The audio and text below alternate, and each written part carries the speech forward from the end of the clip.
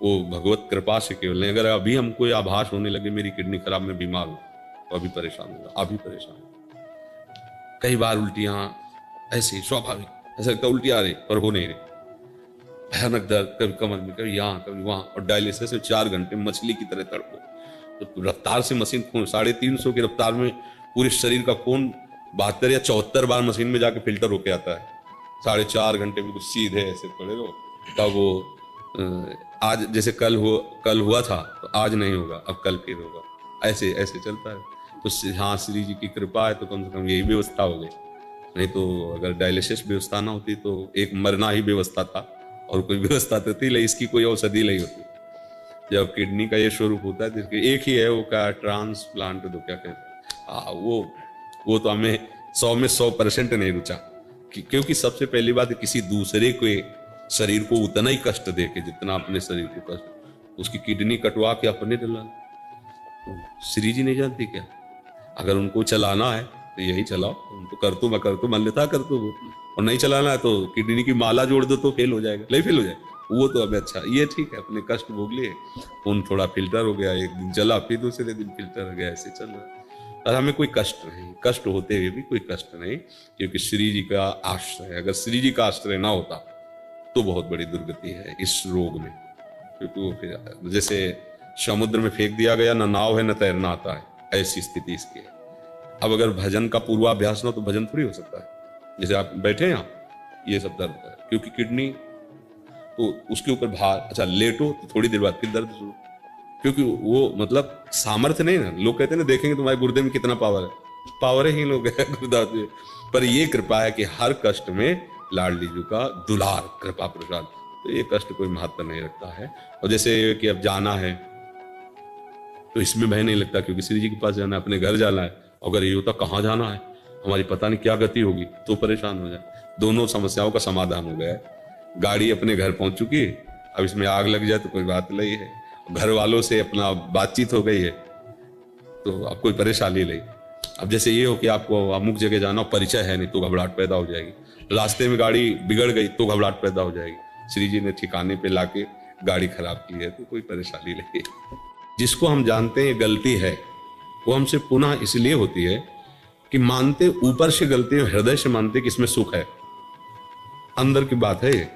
ऊपर से हम कहते हैं अधर्म है, पाप है, गलत है, नहीं करूंगा, नहीं करना चाहिए, और अंदर से है कि सुख है, अब तुम्हें कोई नहीं रोक सकता। 1000 बार गलती मानो, फिर ऊपर 1000 के ऊपर चलेगी बात, वही होगा।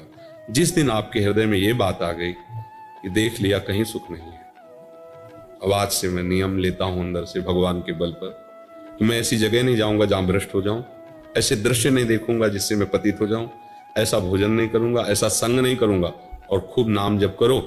तो यही सुधार है, दंड से सुधार नहीं होता। मतलब किसी को जैसे आप 3 दिन व्रत रह लो, ठीक है, 3 दिन बाद चौथे दिन जब शुरू करोगे तो 5वें दिन फिर वही रंग आ जाएगा, इससे कोई लाभ नहीं। ये तो मतलब देहाभिमान जनित ये सब बातें हैं।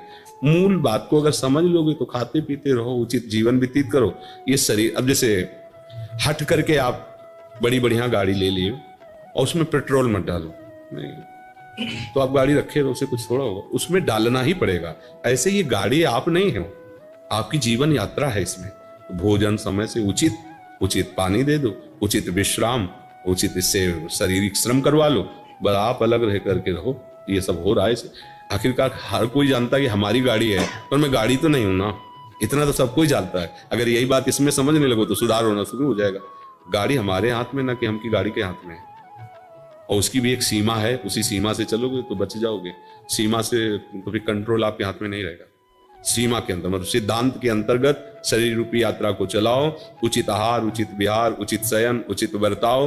गंदी बातें जो निषेध की जाती हैं उनको स्वयं छोड़ो।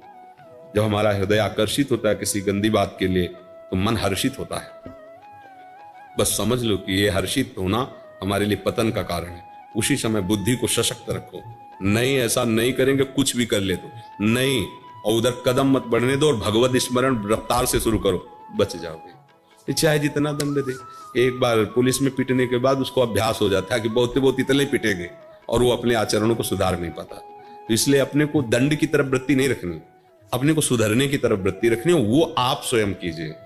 वो अपने गुरुदेव के वचन, संतों के वचनों का भरोसा आश्रय लेकर हम माया से पार होते हैं। ये दंड विधान तो ऐसे एक विनोद समझो।